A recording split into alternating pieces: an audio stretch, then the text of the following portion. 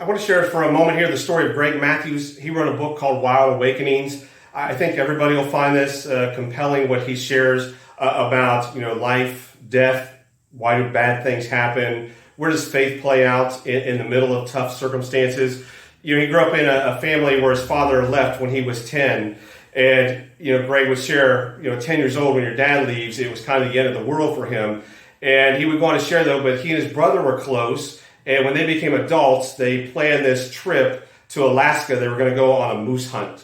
And he said, I never realized when we signed up to do this, we were going to literally run into a monster.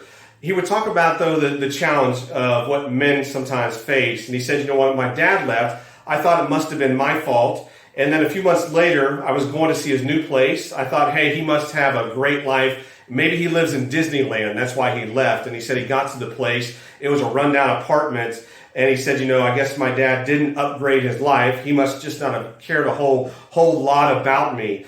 And so Greg has some challenges with getting into a lot of fights. He got expelled from school. And one day later on, as a teenager, somebody talked to him about God in a way that connected. And he gave his life to Christ. He joined the Air Force, later became a fireman. And he was married at this point. His new wife, she wanted to have kids, but he said, I'm not father material. I have too many issues. And he said she left. And he went on to say, 6 years passed. He got remarried. And he said, this person had a child. And he thought, maybe I am ready to be a dad. But then he went on to say, 2 miscarriages later, I must have just been a person that life was not going to work out for. All that pain he was carrying inside, he still was close to his brother, and they decided then to go on this trip to Alaska. And what they wanted to do is to hunt moose. And he said that's very dangerous. They spent months training for what was going to happen if there was an emergency, bad weather, somebody got sick, anything at all. And when they finally got to the trip, I'll share what he writes. My brother and I had been in Alaska a few days. I was watching for a moose. My brother was over the ridge. I saw something move. Then it stood up. It was a grizzly, 8 feet tall, 600 pounds, her nose in the air. She was hunting. She was hunting me. I felt the blood drain from my face. Sheer terror washed over me. He said the bear charged. He raised his gun, got one shot off. It attacked him, and he said basically swallowed his entire face. He went blind and deaf immediately. It continued to maul him. And while this was happening, he said the pain, as you imagine, was incredibly intense. It was biting his shoulder, biting his legs. It picked him up, threw him down. And he said suddenly the pain disappeared. And he clearly heard his daughter say, "Fight, Daddy. You have to come home to us." He said in that moment, God's presence was as real as that predator standing over me. And God spoke to me and said, "Greg, I love you. You are my son. I have shown you this vision of your family because I need you to fight right now."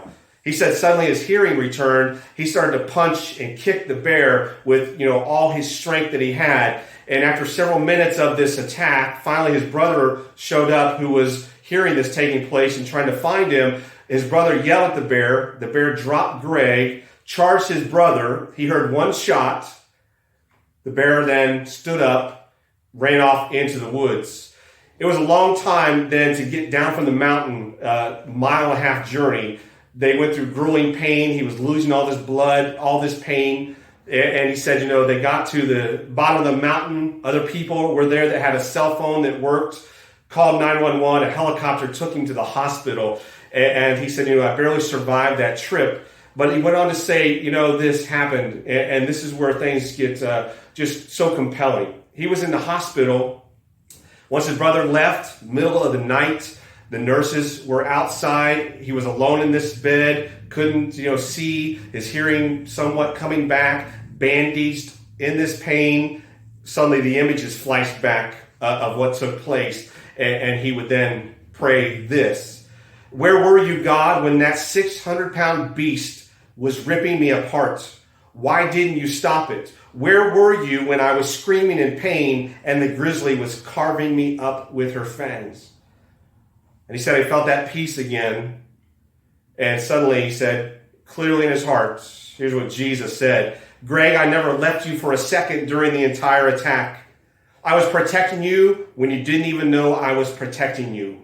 I felt every bite and every claw that ripped you. I experienced every feeling running through your mind and heart. I felt the fear and terror surging through your veins. I was there to hold you close during your desperate screams for help. I became your shield. When the bear charged, I was there. When that single bullet traveled into the mouth of the bear where I directed it so she did not have full use of her jaw, I was there. When you went blind and deaf, I protected your heart and mind, the future of your family, by not allowing you to witness the most terrible parts of the attack. I vividly placed the picture in your mind of your daughter so you would fight. I never left your side. I never left your side for a moment ever since I created you. He was shared the next day, the Rangers, they had to find the bear. His brother took them back. 100 yards from the attack, they found it. The Ranger said, look at that, pointed at the jaw. He said, your brother's bullet hit the jaw. That's why the bear wasn't able to kill him. Its jaw was weakened. And the Ranger said, that is a miracle shot. Greg would share that through all that pain and recovery, he reconciled with his dad. He and his brother's closer than ever. He became the father that he knows that he can be. And he ended by saying this, though. The craziest parts, I would go through the horror and pain all over again for another minute with Jesus, like that night in the hospital. I hope you find some powerful lessons and inspiration and hope in Greg's story. If you want to read his book, it's called Wild Awakenings. Thank you.